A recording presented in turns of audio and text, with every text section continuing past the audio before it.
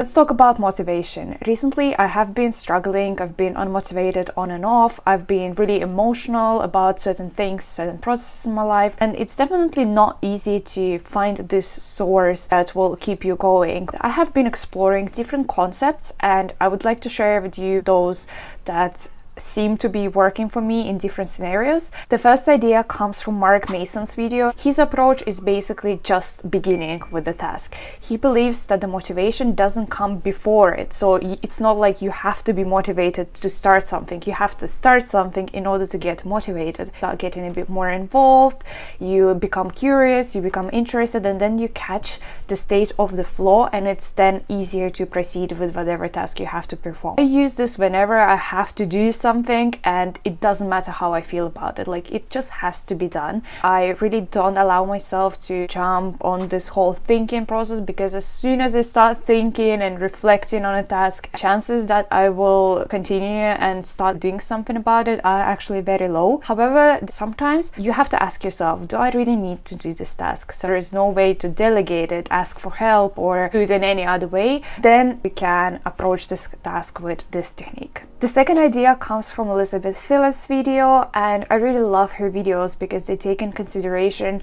all different types of people. So there are some people who are a little more chaotic, less organized. I sometimes am like that. So the approach that she offers is the mapping of your motivational levels. Start observing how your motivation flows throughout the day, and you notice certain patterns, and then you start allocating your tasks. So for example, you notice that you are really low motivation in the morning, but you have higher levels of restraint, so you put all low energy tasks there, but that have to be done. And then in the evening, when your motivational levels rise a little bit, you approach more challenging tasks, but then you try to twist them so they bring you a bit more joy because your restraint levels were low.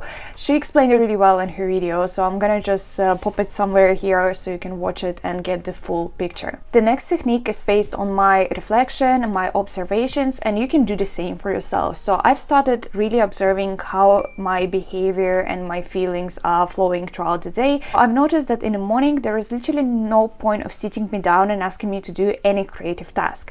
I will not write a great content plan. I will not come up with fantastic ideas for anything.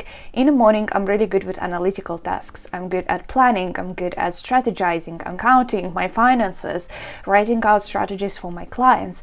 And then around 5 p.m., like end of the working day, that's where my creative flow starts. And I don't have to really put that much effort in motivating myself. And I realized that freelance is something that may be working out quite well for me because it allows this flexibility. Final thing that I've done is I created my motivational library. Resources, movies, music, whatever else makes me feel a bit more inspired and reminds me about my goals, my values, and why am I doing certain things. It really has to come from something that is authentic to you, something that you relate to. I'm not talking here about the stereotypical just do it videos unless this is something that actually works for you, but try to look at it from different perspective as well. For example, I also have a list of Disney movies that really do the trick for me. I have classical music that doesn't even have any words in it, but because of how the music flows, it allows me to really connect with this something special in my soul